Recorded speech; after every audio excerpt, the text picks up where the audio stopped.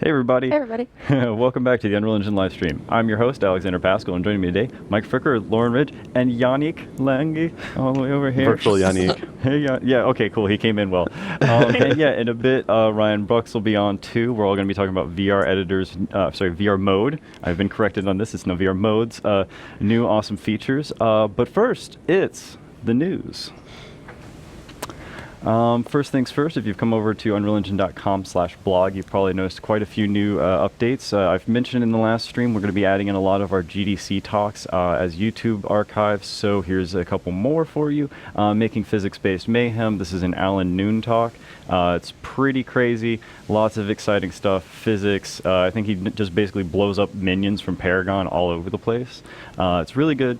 Check that one out for sure if you're into physics or lots of things that have to do with explosions.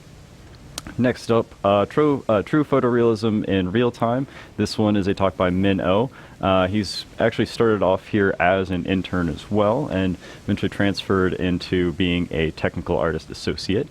And yeah, he just does a really great talk here on best practices for content authorship, proper lighting setup, and how to tweak those things.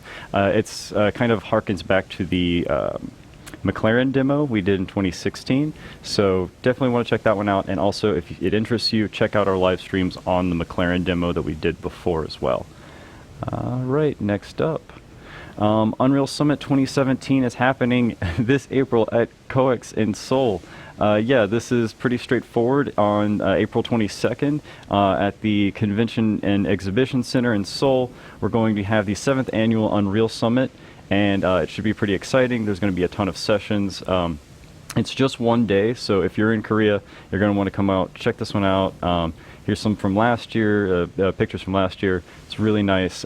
Tons of people show up for this. It's a really great way to meet developers in your area, in this case, South Korea. So check that one out for sure. Last up, just a reminder that next week is when we're going to be kicking off Spring UE4 Jam. This one's going to have much more as far as sponsor prizes go, and also there's going to be 6 winning teams. It's a standard 3.5 day-ish jam. Starts on Thursday on the live stream when I kick off the theme at the end of the live stream, and it runs until the Sunday at midnight, Monday morning time frame when we cut it off. And this should be a pretty exciting one. I'd like to just to take another second here to thank our sponsors and mention that the prizes and the categories again are, we have 3 major categories: unique use of theme, fun factor, and overall visuals. Fun factors like game mechanics and stuff like that. Overall visuals, aesthetics, and the 3 specialty categories we have are best VR title, best Android mobile game. There are some limitations, so we have to do Android specific, and best game under 100 megabytes. And we'll be using a Galaxy S7 for judging the mobile game. Just a heads up. The winners of these various categories can win things like an Intel SSD. If you're one of the winners of the major categories, every single person on your team will get a SSD, which is really nice.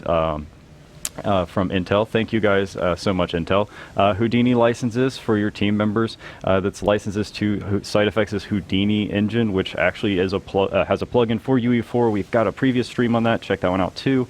And Panda Studios and Small Heart Studios. Panda Studios is going to give away 4 packs of your choice from 7 different packs that the studio has made. It's really cool. They're a community sponsor. They were the first, and then Small Heart caught wind of it, and Small Heart Studios recently joined as a sponsor. Thank you so much to give out Orbit Weather. The Orbit marketplace asset, which is the weather, seasons, and time of day pack. It's very cool. So everyone who wins any of the categories will be getting their packs as well. So there's like a lot of marketplace assets to win. There's Houdini licenses, of course, and Intel hardware to win. And then, of course, you win a T-shirt and a swag box of Unreal Engine swag that I put together, full of stickers and all kinds of interesting bits and bobs that we have sitting around here. But thank you all, and make sure to come in, and if you want to participate, send me your info, or you can show up the day of. I just like to get these bits of info so we can go on ahead and start making arrangements for if it's going to be a ton of people or so many, etc. So thank you all. Cool. Next up, Community Spotlight. So every week, I like to highlight all the people that come out to answers.unrealengine.com and help each other out. You get karma for coming to Answers and trying to answer questions. Mosley here again at 4:35. Congratulations. You'll be getting a forum badge. These top 3 people will all be getting forum badges, by the way, if you're not familiar with how we do things here. C4TNT, you're going to be also getting a forum badge. Congratulations, you're a new name for me. Awesome. Extra Life Matt, I believe that you're also new here. And then I just want to give a quick shout out to everyone else who got here on the high score list. Pulp User, thank you so much. Muelas Aitzol, thank you also. I hope I pronounced that right. Black Phoenix, you're up here again. Hey, buddy. Thank you. And Matthias, I don't know how to pronounce anything with an umlaut over it, but Halsel, I'm guessing. But Matthias, thank you so much for coming out and getting some karma here. Motoyoshi-san, very good work. I'm just glad you guys are actually, I think you're a new name for me entirely too. And who I've started calling Mango Passion because you have no vowels in your name, but Mango Passion, thank you so much. Again, you've made it once again on the top karma list. And Steph M, also thank you very much. So if you're interested in getting on this list as well and getting a shout out on here or getting a badge for the top 3, come out onto answers.unrealengine.com and try to help each other out, get some answers out there and get some upvotes. All right. 435. That's amazing. It's pretty impressive. Yeah. I think the highest we had was close to like 800 and something, and that was I think Michael Aller came in and like just kind of messed with, like figured out how to game the system. I'm watching you, by the way, Michael. All right. So our community spotlights for today. First, I'd like to show off here. We have the occupation. And I believe that we have, did we get a trailer for that? Cool. So yeah, we're going to roll the trailer for it really quickly. Boo.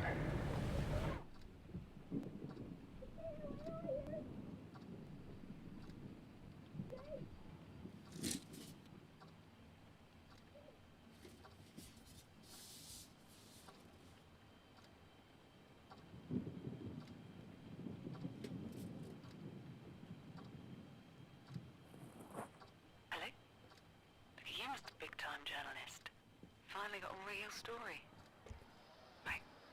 Keep your head down. But that is for the country to decide.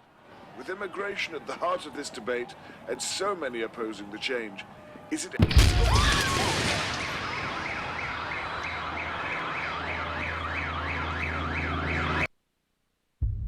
Scarlett, what did you do?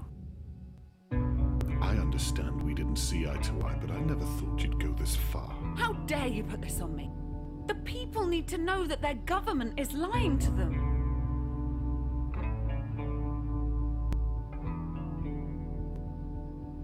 The people on our doorstep want to hurt us. There's rioting in the streets, for God's sake. Just know I'm going to do anything in my power to stop you.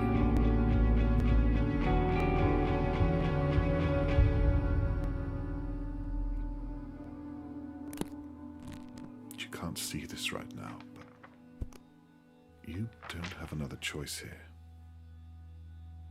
Charles, what the hell have you done?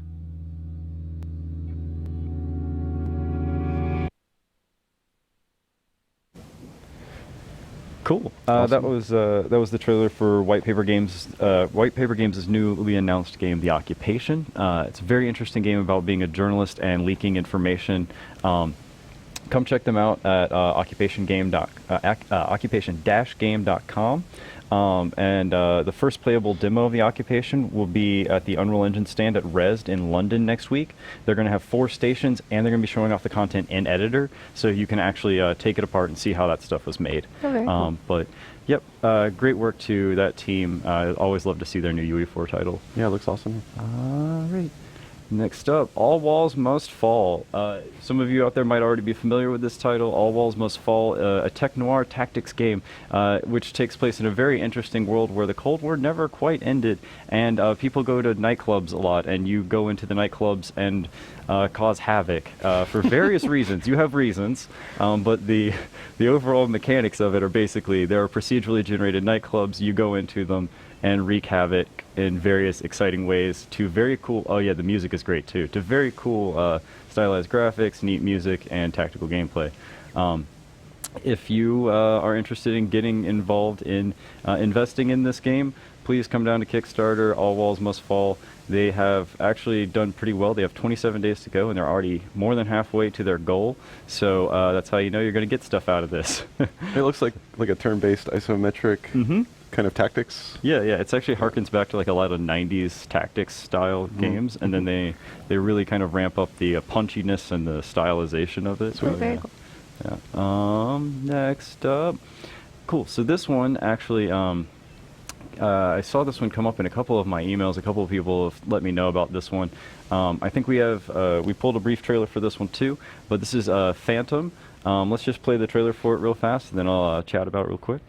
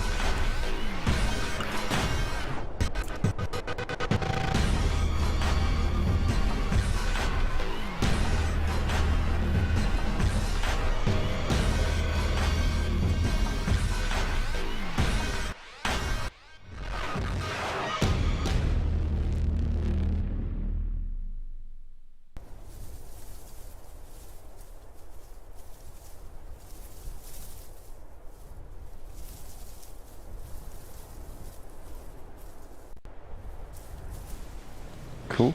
Yeah, I thought that was it was really neat. It came to me from our first showed up from the Chinese community manager and his team, but I just wanted to show this off because I thought this was such a clever concept. You might have kind of gotten an idea of how it works. There's a great forum post here breaking down exactly what all you were just watching. If you come out to forums.unrealengine.com. But Phantom is a survival game where you play as a robot. You only have one survival basic survival mechanic, which is that you need electricity, but that's actually extremely limiting, the way that they've designed that, so you can't go too far away from your electrical sources until you extend them out through scavenging, etc.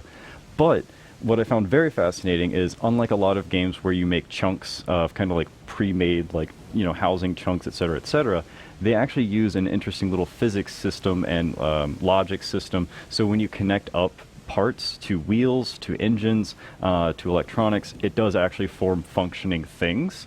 So there's a lot of potential emergent gameplay there. It's still not out yet. It still has about another month. I think it says on the trailer it's like April 19th, I want to say, something like that. But what I just wanted to show everyone this for was because I've never seen quite so many mechanics put into a survival game like this, and I really enjoyed the character customization, where you actually can just kind of socket anything to wherever and hope that that benefits your character. So a lot of it is very based around, let's see what the players do with our very wide variety of things you can do. Yep. So emergent gameplay will be number one on this. So check out Phantom as it comes out. And finally, we wanted to highlight a special Unreal Engine game highlight. Where unfortunately the trailer didn't want to run properly, but Styx Shards of Darkness has been released. It's now available on PlayStation, Xbox, and PC, It's awesome. Styx Shards of Darkness is the sequel to the original Styx game. If you're not familiar with it, go and check it out. You might not have known that it was an Unreal Engine game, but it is. There are actually a couple, I think, old blog posts about how it was made, etc. It's a Splinter Cell and Thief-esque game set in a world of magic and mystery, and it's definitely a game for people who like stealth elements but aren't totally averse to combat. So check this one out for sure. Unfortunately, yeah, like I said, Yeah, the trailer is awesome. It is a really good trailer, so that's unfortunate that last minute it decided to not work on us, but I could try play it on here, you think? Okay, Peggy cool. 16. Just YouTube it up. All right. Where's mine? I guess that's full screen. Cool. Where are you hiding? I'm crying out loud. At first, when we start developing Styx Master of Shadows, we not want the to come back to the roots Okay. of the genre through a Okay, unique so character that's not the that is trailer. We're gonna Styx, back out of that. our Sorry, newborn guys. goblin. Anyway, speaking of phenomenally awesome things that look really shiny and not awkward transitions at all, joining us today are, there's Yannick. I was going to say, where did he go? He's hiding off screen. Yes, we have Mike, Lauren, and Yannick, and so I was going to just pass this along to you guys. And please, let's talk about this new VR mode features, and also, this looks really fancy. So do we want to hop right in? Yeah, so Lauren's gonna drive just. So we're back from GDC, right? Like, we kind of built this up before GDC, and a lot of people helped with it. It's kind of a pretty big effort to put this demo together, but it's kind of all about like showing off what new things can we do with the VR editor this year, and using it kind of as a vessel to show off also other new tools features that we're working on. So I don't know if some of you guys probably saw our keynote at GDC where we kind of showed off this environment, but we had to go pretty quickly. In fact, like we were kind of going as fast as we could in that format because we were given somewhat limited time. So this gives us kind of a chance now where we can go through and kind of do a little bit of like a making of, and go into a little more depth on some of the features that are interesting. And we have the rest of the team here, Ryan Brucks, who built this awesome environment, this beach scene. He'll be joining us in a little bit to talk about that part too. So Lauren, I guess she's going to go through and kind of give us an introduction, but then myself and Yannick will chime in with like little bits about it as we go, and then a little bit later we'll show off the new polygon modeling stuff just a little bit, and then Ryan will go in and show off some of the play features and tell you a little bit more about how he made the scene. That's kind of the plan. Yep. Cool. So starting off, you've got two motion controllers, which you have a laser on one of them, which is your like interactor hand, and I've got it set up in right-handed mode, but you can actually set it up in left-handed. So you've got the laser that you can use to move around the scene and select things. And as far as like jumping in to talk about things, I don't know, Mike, did you want to we'll talk about the laser changes? Well, I mean, okay, so there's a few new things here from the previous time we showed. It was like 6 months ago, I guess we came on, maybe less, when we showed the latest VR editing features. But like one of the big changes we made was kind of asymmetry. So like Lauren mentioned, before you used to have kind of like you were wielding two lasers constantly. So that's we're going to get rid of that for now and see how it goes with just kind of like one dedicated for UI and one for laser. And then kind of the other thing is, maybe Yannick, you could jump in and talk about what we did with the laser and then why we did it. Sure.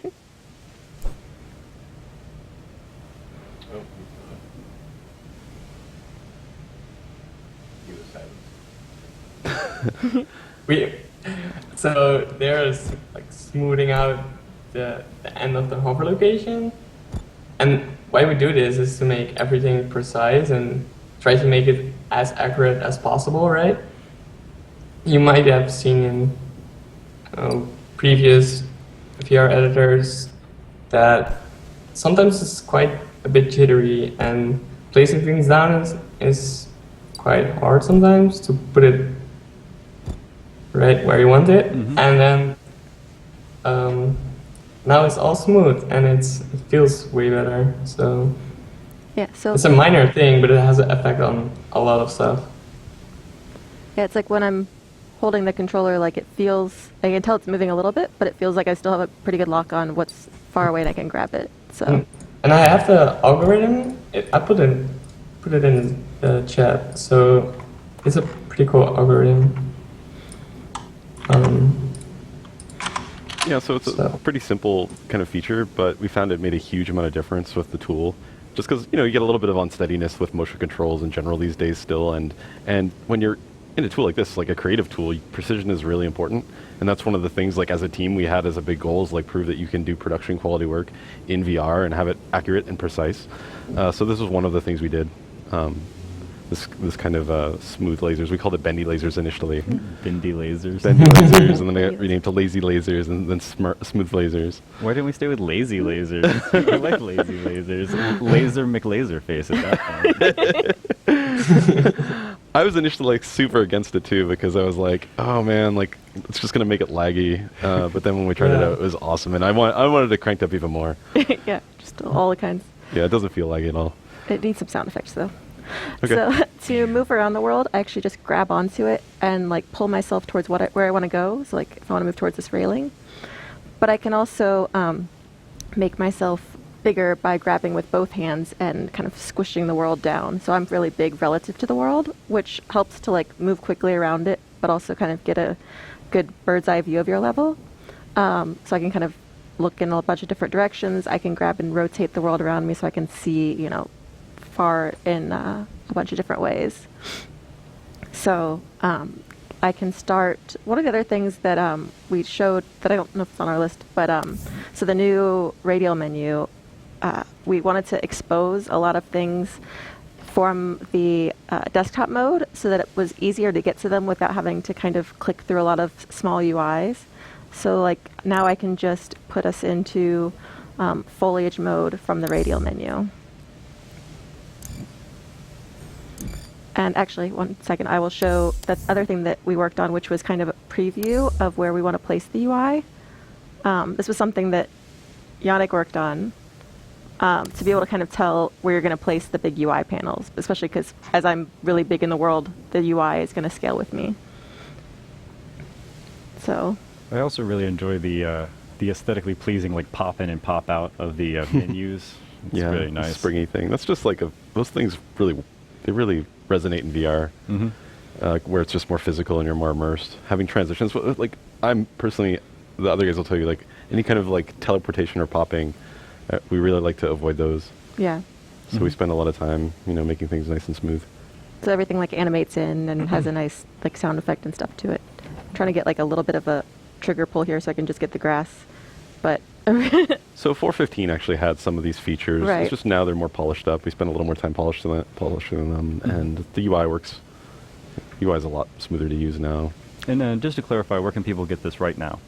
Oh, a lot of people are asking. Okay, is this version is available? This exact version is online. You have to get it from the Unreal Engine GitHub. So create an Unreal Engine account, associate your GitHub account with it. You can do that just on your Unreal Engine Epic account page. You can just type your GitHub username, links your account. Then you can go to the github.com/epicgames/Unreal Engine, and then there's a branch selector, and you can choose dev-vr-editor and follow the instructions on that page. Cool. And a quick question. Wait, no, it's the wrong branch actually. It's dev. Or it's dev-geometry. Yeah, for everything that we're showing right now. Yep, that's right. For this one here. And a quick question about the springiness of those lasers. Bloody Bobby was asking, is there any way to like change the tension amount on the wiggle lasers?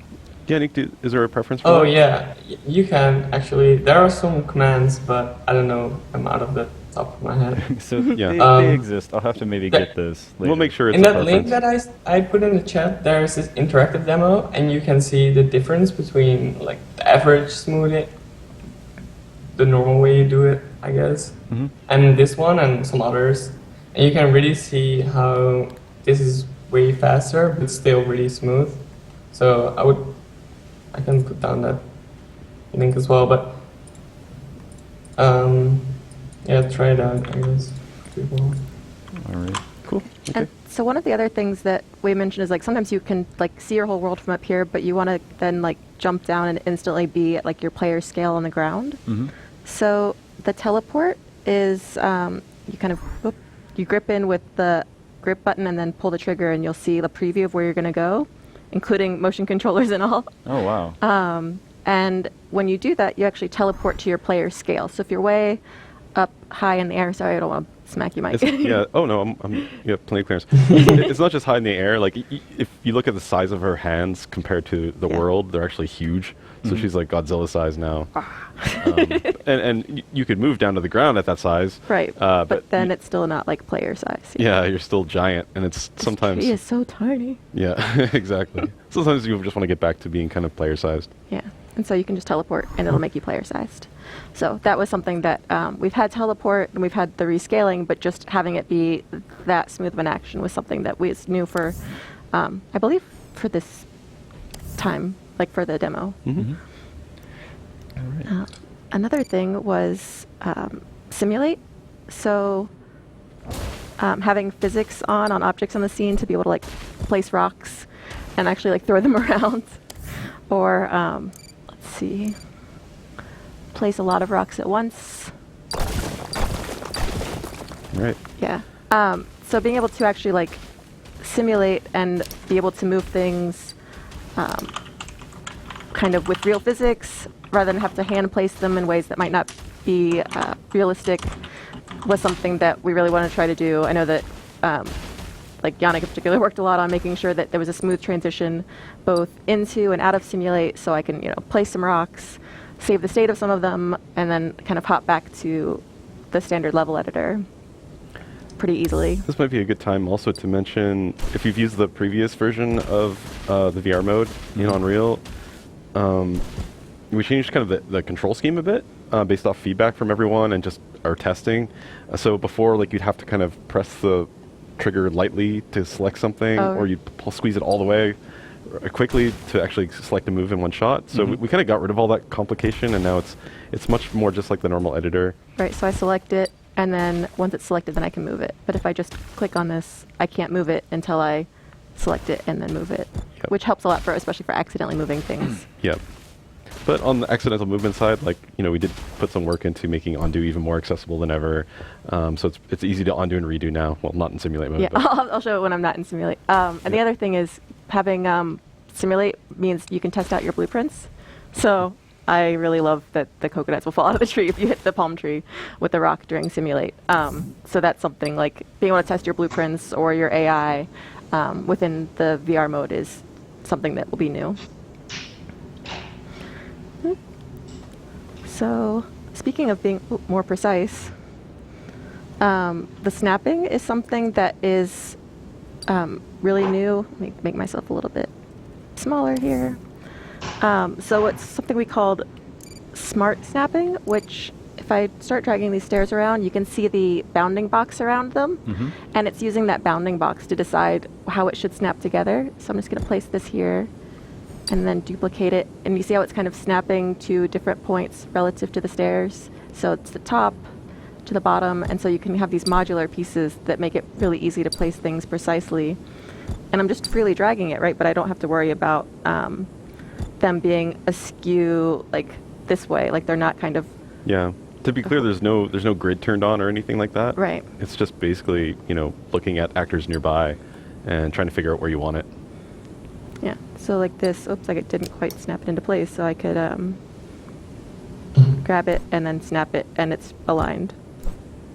So like side to side.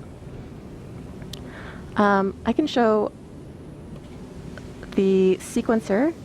Sure. And I'll show some of the undo changes, because when you're in simulate, there's no undo.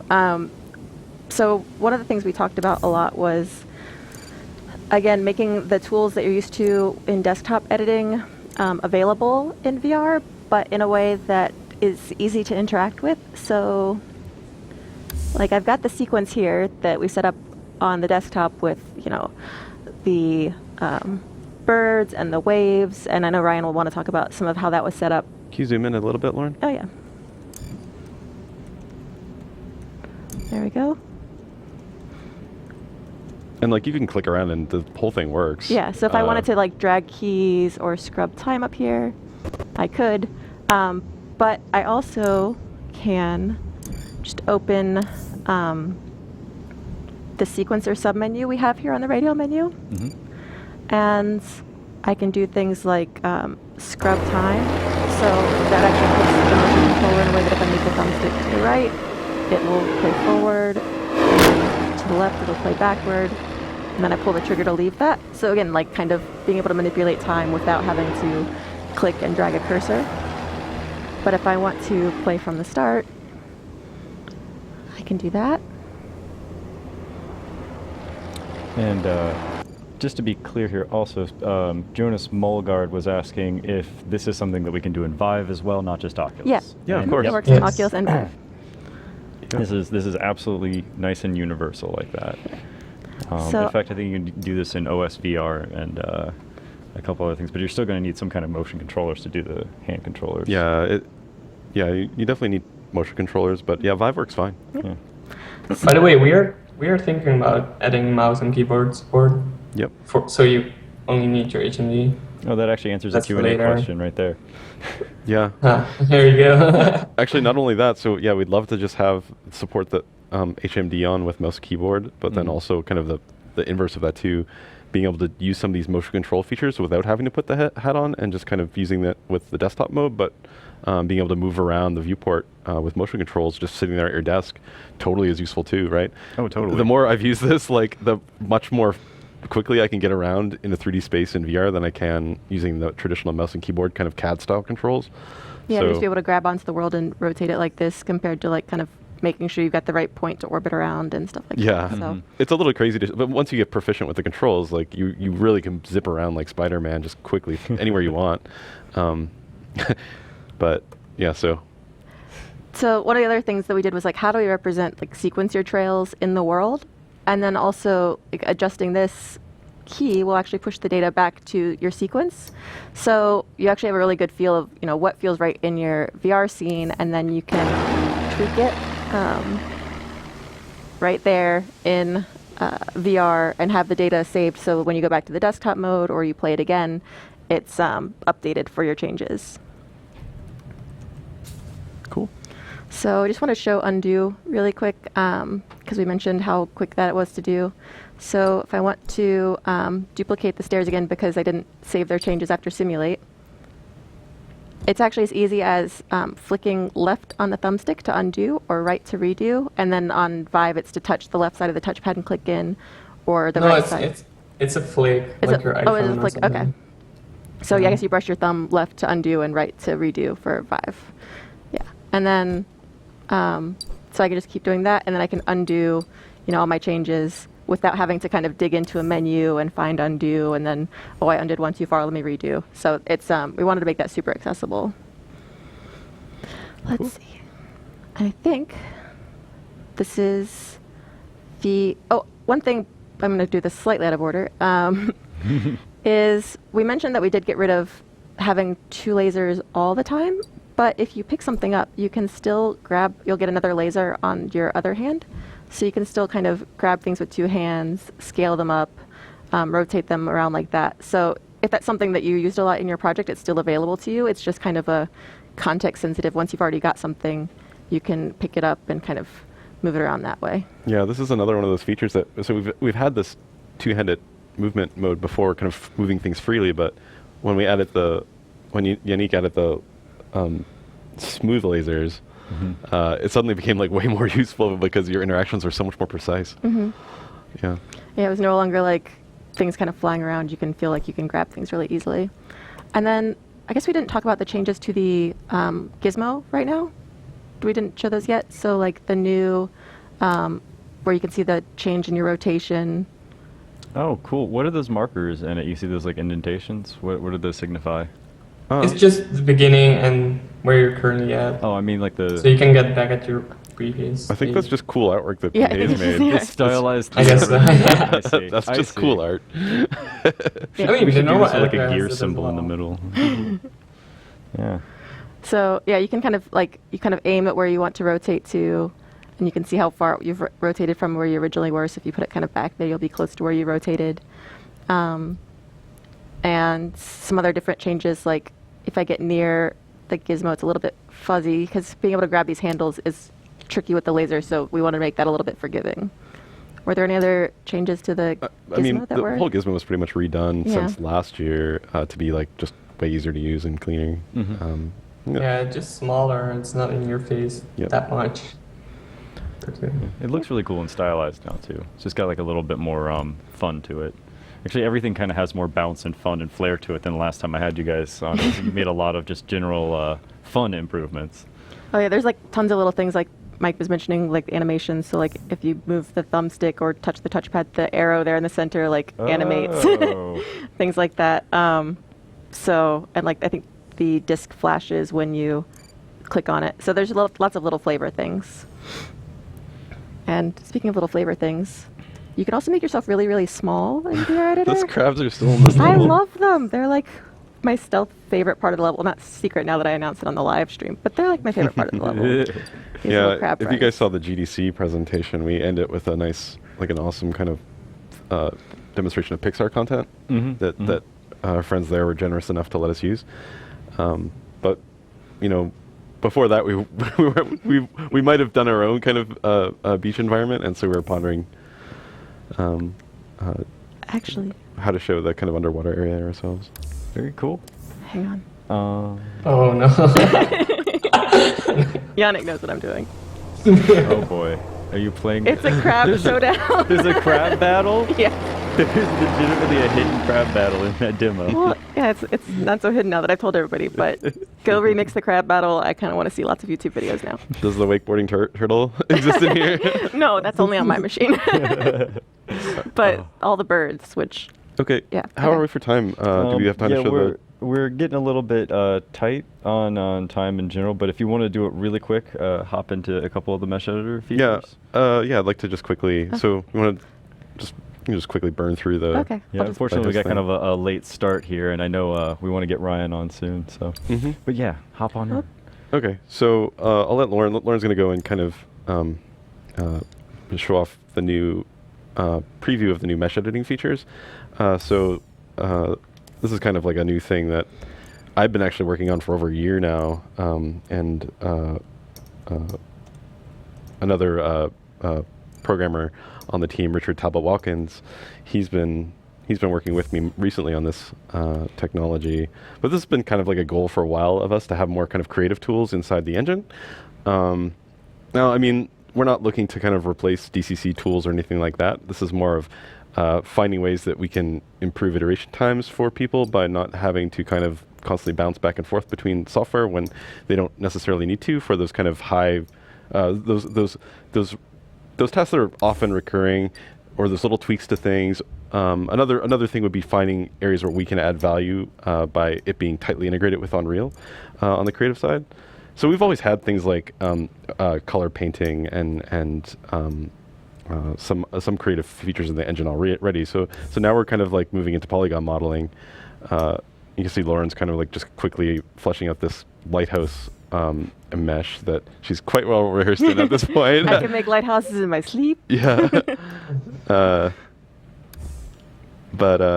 Yeah, so we'll show you like also, as part of this was adding support for Open Subdiv, which is basically like subdivision surfaces. The same stuff that you'd find in a DCC package. In fact, it's visually compatible with what you'd see in Smooth Preview proxies in different programs. But you can see like instantly you can kind of toggle into sub-D mode and everything gets kind of super smooth. But you can still see the cage there. Yep.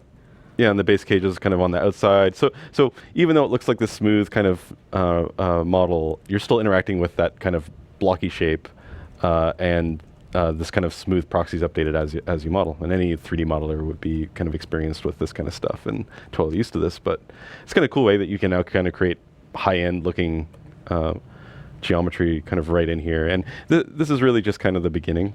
So maybe this is a good time to stop here in VR and we'll go. I really want to show that also these features aren't just kind of VR specific. So we'll have Lauren hop out of VR. Okay. Pull it off. All right, let's hop back out. And then so there's Lauren. She's out of VR. We're back into the real world, and we hop back into the editor. So sorry, Clint. I know. Hop out and hop back in. All right, there you go. All right, so VR mode is, again, just a mode in the editor. You can instantly go back and forth, back and forth. Lauren's changes are all still here, and now I'm kind of piloting the editor on the desktop. Might be a good time to introduce Ryan. Oh, Ryan's here. Hello, Ryan. He just kind of snuck in on the side there. Did Yannick leave? Bye, Yannick. No, I'm sorry. No, Yannick's still here. Is he? He's still a here. disembodied voice. Okay. We're all good. We're all good. I know what's going on now. Hello and welcome to the stream, Ryan. Let's get you mic'd up really quick while we fly around the scene and show off this VR editing. Yes. So I'm just going to continue real quick, and then I'll hand over to Ryan for the remainder of it. But I just want to show really quickly, like, okay, so we showed the kind of mesh editing tools in VR, and that's what we showed at GDC. But the same stuff kind of is just available on regular desktop. There's just kind of a new mode up here. This is early work in progress, and the UI is just total throwaway. Don't judge me on the UI. The UI is bad right now. But you can see there's a UI, and you have kind of like vertices, edges, polygons, any, and all the same stuff kind of works, right? Like I can just grab stuff, move stuff around. I'm using hotkeys here to kind of switch between modes, but you have all these modes over here that you can switch between. Oh, I had no gizmo. That's weird. Oh, I think we have some residual stuff from.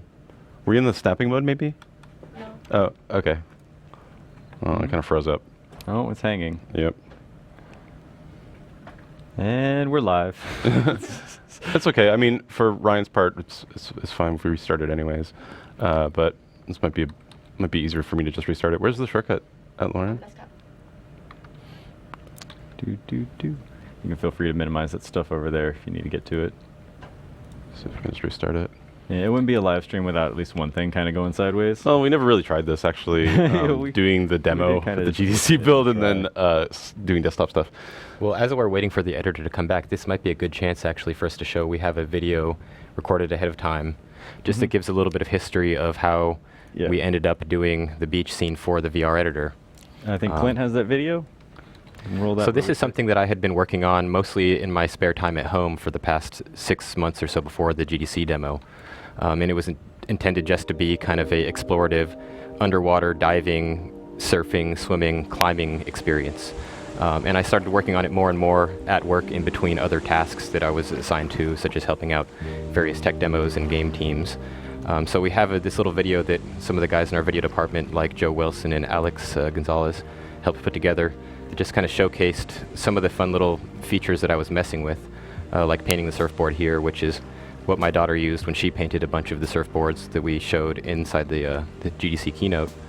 And then the actual surfing was an actual physics-based simulation controlled with your hands, where you're catching the wave was based on things like angle.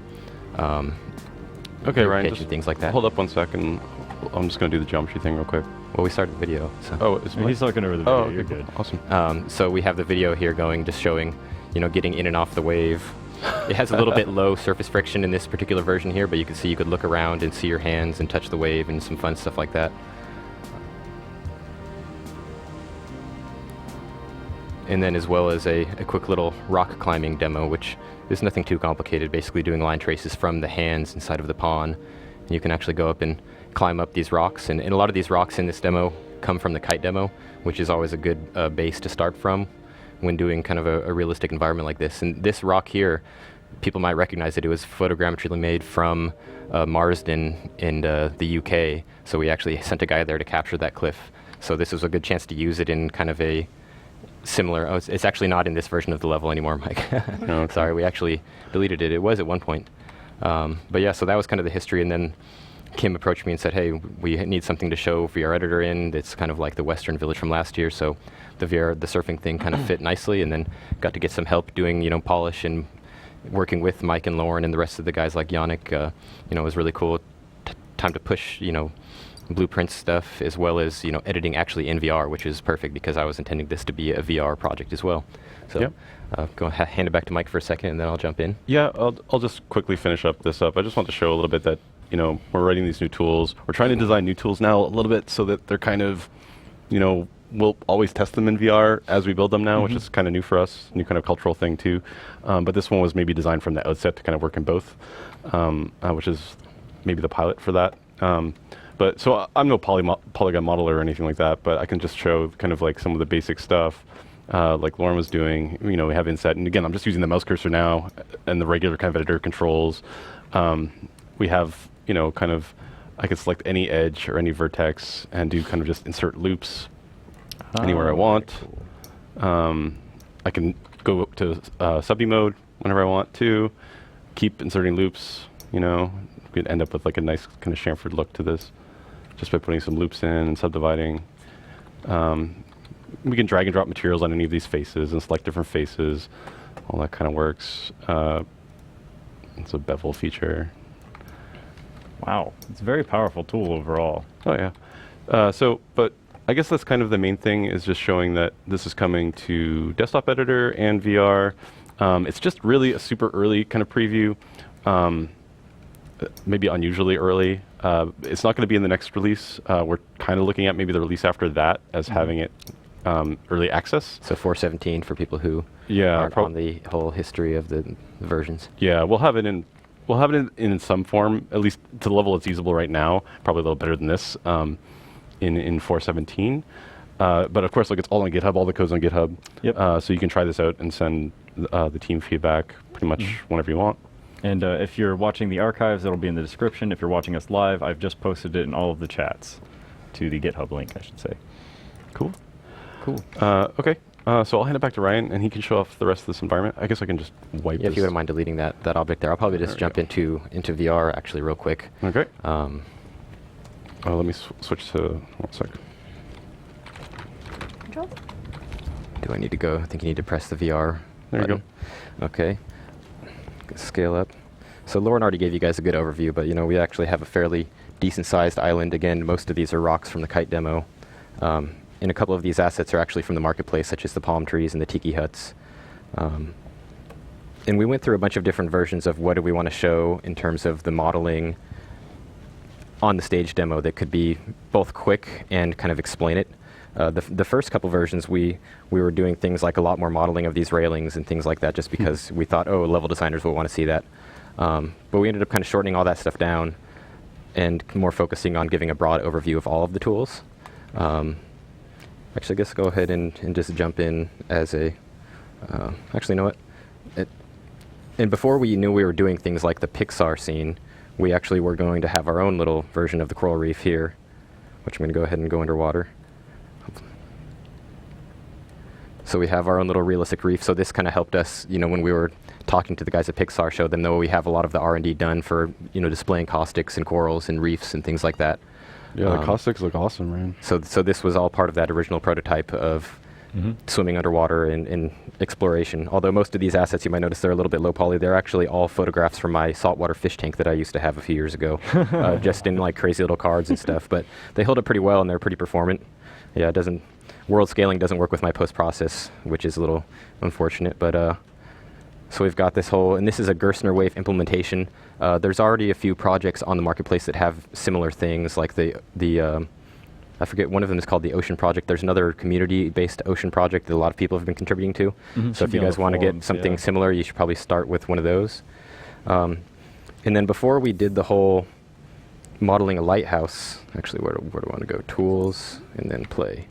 So before we were doing the lighthouse, we actually were starting out with some other things. Like we played around with using Mike's sub-D stuff to make a rock arch in a cave, and for various reasons. Then we decided to do a frisbee, and we modeled this frisbee inside the editor, just because we were like, oh, it might be fun to kind of gamify some of this stuff and show the very strong link between, you know, the gameplay and, you know, see if I can hit the fruit behind me real quick. I probably should have. No, that one's too hard. So I put this little stack of chairs here. Let's see if you can this hit is the just chairs, kind of a goofy little thing. We're showing, oh, it's part of the game. It's more of a sandbox. It's also like the part that's kind of like to me is just that, hey, like I need to prototype some gameplay, and like let me actually make something from scratch and hook it up to a blueprint, and I can test it right now. Like I didn't have to leave Unreal at all. I feel like that's fun. So that was fun, although some of the feedback we got in doing internal reviews and rehearsals was that it's kind of a small, simple object, and people are going to say, oh, that's not a very good display of modeling. at which point the lighthouse was kind of settled on as something that we could still do, in under a minute or two on stage with low chance of messing it up, versus, a non-symmetrical model with organic stuff would have been a little bit more risky. I should have kept a tally on how many lighthouses I made over the Lauren's course. probably made about 1,000 lighthouses by now. And shout out to Pete Hayes, who actually made the high-resolution Oh, lighthouse model that you end up seeing in GDC, which is really cool. Right. And also then for the tutorials on how to make a lighthouse. Thank you, Pete. He helped out a lot with a lot of the assets in here, actually. And then these are just a bunch of the little surfboards so these are the ones that I've done on the right. None of these were intended to be final art, but, we've got our obligatory Unreal Engine board. And then, so my daughter went in here and started painting a bunch of ones, like she has the sun, of course, various little hearts, the dog board.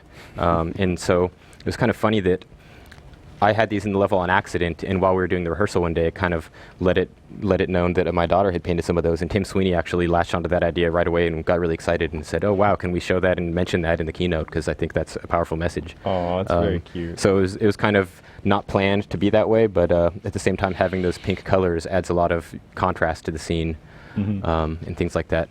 And there's a couple other elements inside of here that we were originally going to showcase in a more.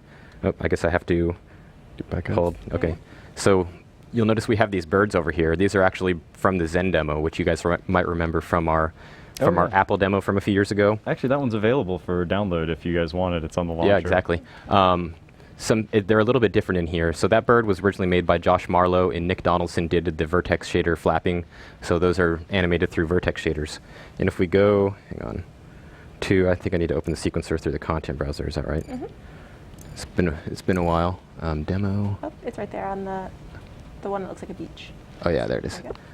The thumbnail's all changed. So now when I do things like use this and go to, go back, sequencer, so scrub time, and then, Just moves back and forth.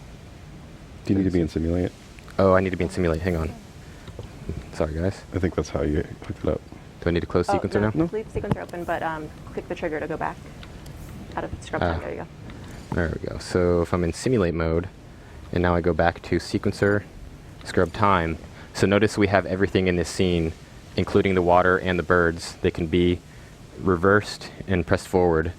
And this was just kind of a cool thing. You can actually see the plane coming in with the birds, which, obviously that's probably a mess right there with the plane going through the birds. So we, of course, adjusted the path to show that we want to do that, which Lauren already showed, so I won't go into that again. But the reason I wanted to show the birds like this is that we actually use the procedural mesh component to make an instance of these birds. So it's all one mesh for all the birds, and it's just a vertex shader. It's not even a particle system. And that allows for kind of deterministically controlling their time, so you can see them fading in, and they just kind of loop going on a random path forward. And even things like the caustics on the beach will also respond to this forward and backward. So, of course, when we shortened down the demo for time, because we had to do all of these things in under 10 minutes, not everything could be really shown and get its own little highlight. But yeah, that gives a little bit of an overview of everything, and just kind of end it, go up really high, look around, and yeah. Did you guys have any other stuff to mention before I jump out of VR mode over here? I don't know. I think we covered everything. All right, take off the headset. It's starting to get pretty warm. Yeah. I should have got worn the this way. Oculus face going a little bit. I know. See the I swear I creases. haven't been drinking yet. That's for later. That was my favorite part of only GDC Thursday. is the people walking up and I'm like, "Hey, did you enjoy that Oculus demo?" Like, "How'd you know?" Like, I know. Yeah, do you guys want to show off any quick tricks, or do you guys want to? I think we might have to go into Q&A pretty soon. Sure. Yeah, we can do Q&A. I don't think there's anything else to cover. Yannick, are you still on there? Oh, I can't hear him. Yannick? Yes, I am. Okay, cool, because there's a question for you in here, actually, Yannick. All right, cool. So, let's see here. We got quite a few questions off of the forums. We have a couple in from chat, but if we aren't able to get to your questions, please feel free to come to forums.unrealengine.com and throw your questions under the events section. There will be a forum post for this. Throw your questions right under there. And oh, look, you managed to fit Yannick in. And yeah, we'll get to them when we can find time. But thank you all so much for throwing your questions at us. Let's see here. The first question that we got off the forums was roughly how many devs use this feature and in which case. Mike, roughly, like, what do we see in usage-wise out of? So we do track when people use it. I think we've seen like lots. I was really surprised when Lauren looked into it recently. We were really surprised. Actually, a high percentage of Unreal Engine users with VR headsets have tried it, and then a lot more even than I thought were coming back and trying it over and over again, like a dozen times or more. Oh wow. I don't have the exact numbers, but this is extra surprising to me too, because this is the old version kind of as well, right? Yeah. Like not even the new version that we showed now, and admittedly the old version, it needed some work. Like it was still early, right? And this is still an early and forward-looking feature, but I feel like I want them to come back and try the new one when we get this one into 4.16. So, but yeah, we're really happy with it. As for how people are using it, I mean, we're not sure, right? Like that's kind of the part of the journey of this project. I love watching when people post like YouTube videos or Twitch streams where they're using it, because it does help like see, because different people will use it different ways, obviously. And it also helps like give us feedback on like what's intuitive, what might not be, things like that. Remember, like and I said this before, the original purpose of the VR mode wasn't you get into work, you put the headset on, you stay in there all day and do your work. It was designed foremost as a way that you can quickly iterate and preview your VR game. Like for professionals developing VR games, you can preview your VR game, and while you're in there previewing it at kind of player scale, be able to select things and also tweak things and access all the bits of the editor that you normally have to, or want to be able to do without quitting and then go back in and quitting and going back in. And so we've just been steadily exposing more and more of the editor, and now it's all the kind of high bang for buck stuff that you'd want you can get to in VR. I think that's really cool. And then there's all these auxiliary benefits that we also get, like it's more approachable than desktop editing. Like it's perhaps faster sometimes, especially to navigate around and to move things. Sorry, Yannick? I'm faster in VR than, I mean, I'm not a level designer, but Yeah, I still remember when Yannick posted, he took this beach scene and made a kind of Bora Bora crazy resort with 1,000 tiki huts out into the bay. And he's like, hey, look what I did in like 10 minutes in VR. And we're all like, wow, that's awesome. Oh, wow. Right, so everyone who's used it has turned into a level designer very quickly.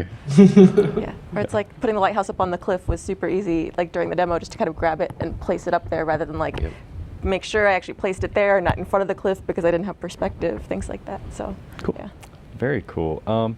So we have quite a few questions about also like the future of the VR editor too. And I'd like to jump to one of these that just came in chat here. Have we considered gestures or other forms of input besides direct button touches? Yeah, I think we've like thought about a couple different things. Part of it is like wanting to do that for things you don't have to do repeatedly, because like the more you have to use large motions, like the more tiring it might be, whereas like hand motions are more small muscle movements, so it's not as tiring.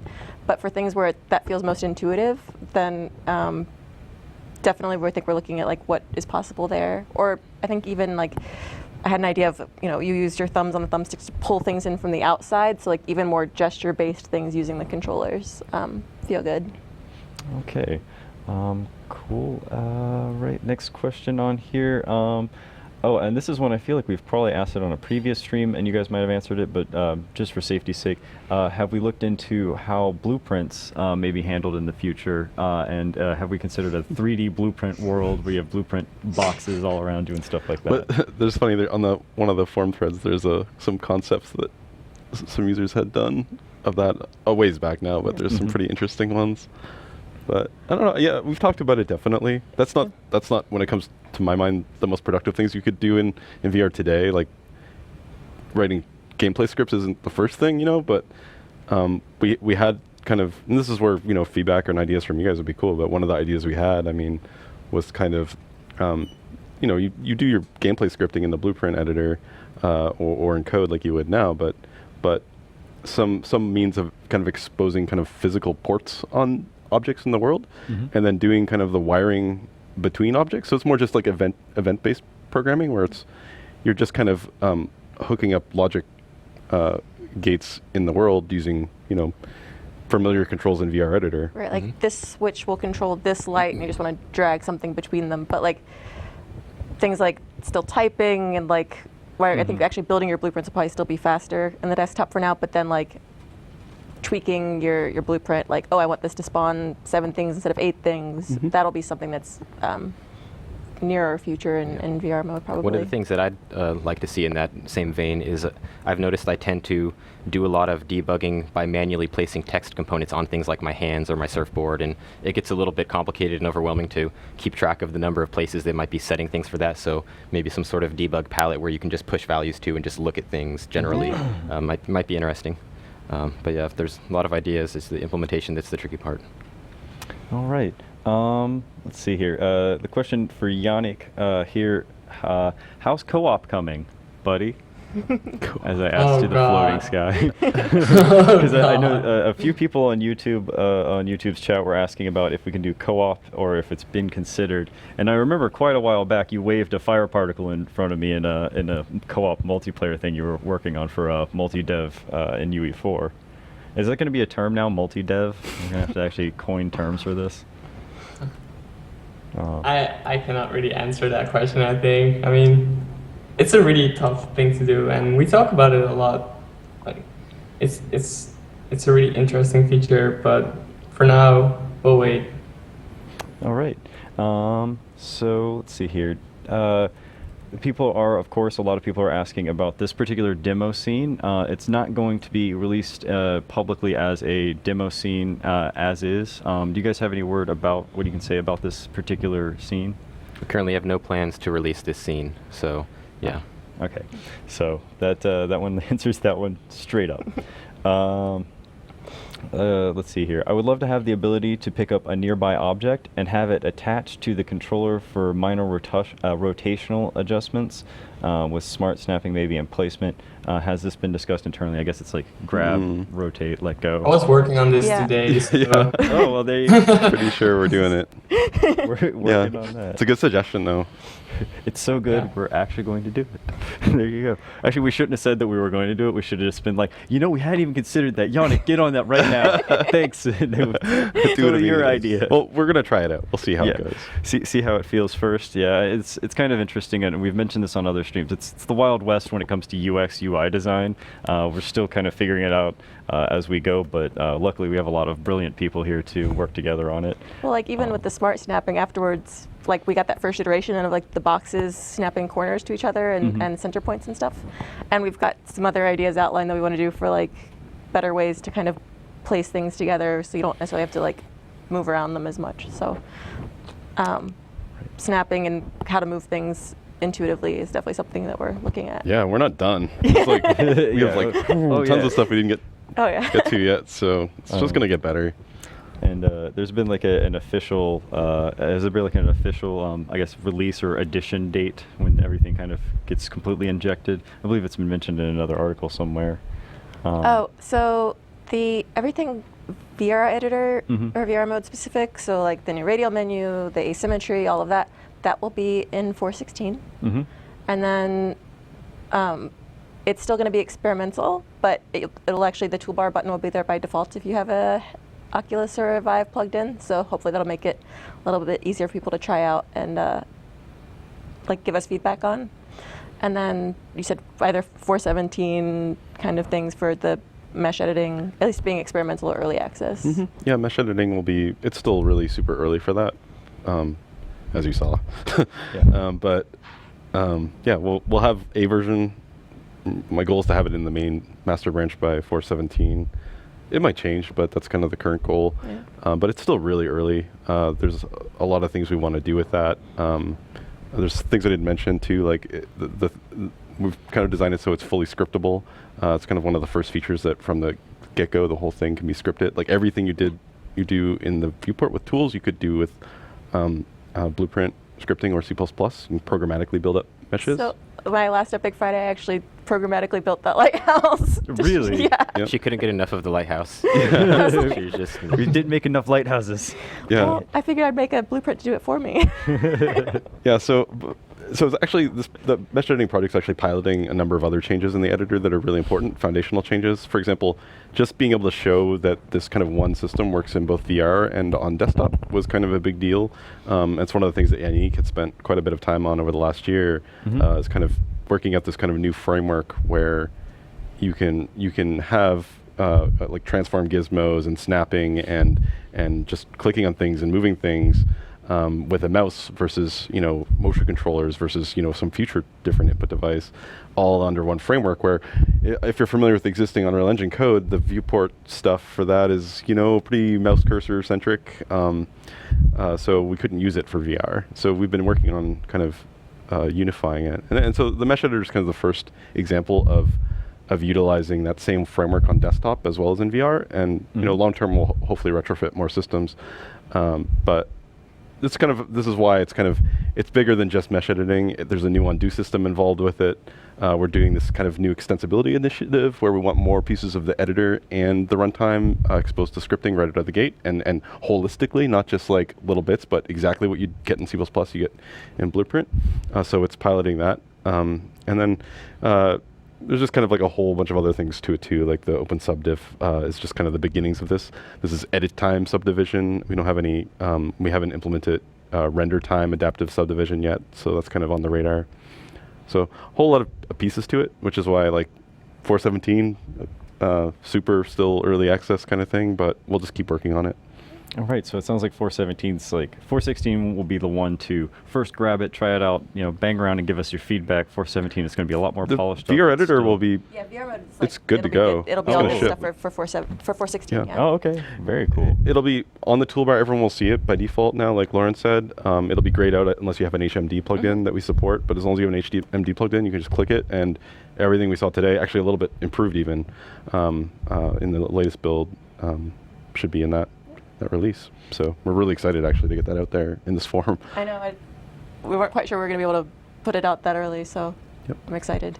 And it'll have settings and things, so you can actually like go tweak things in the editor settings for how you feel to, double click times in VR, and we'll probably put the laser smoothing parameters in there farther down the line. So.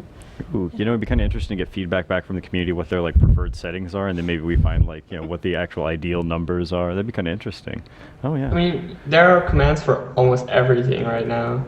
If you type in either VR add dot and then something, there are a lot of commands. So cool. All right. I like how Yannick's Skype connection is just like glitching out. It really is. Yeah, it's a matrix. Even the color grading matches. Yeah, that's true. Oh wow. Yeah, he does look kind of like someone went in and tweaked his post process a little bit. Oh boy, there it went. It did it again. It knows I'm talking Gears about of War it. post process Gears 2. Yes. Yeah. this is what happens when you are in VR too much. Reality starts glitching. Oh yeah. All right. So let's see here. One more question that came in from the forums, and I'm gonna have to wrap it up at that point. And then remember, everyone, come on to forums.unrealengine.com. We have VR subsection where you actually have a sticky post up top about the VR editor where you can give your feedback there, or you can go to feedback for Epic for more, or to the event section for this particular live stream. You can submit more questions. We'll go double back and check out any new questions that pop up. But the last one for the day here, will the new built-in animation control rig be supported by the VR editor? Any word on that? Yep. If it's in the engine? Yeah. I mean, Lauren's kind of working on it right now.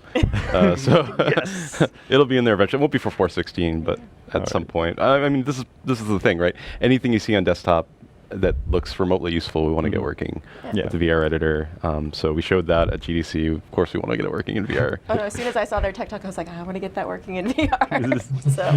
So I think the general assumption here can be if it's not already working or we're not already working on it, we've definitely considered it and thought heavily on any desktop feature also somehow being implemented in here. In fact, that was actually a candidate demo for the beach. We were talking about putting Twin Blast and making him drink like a pina colada or something like that with IK.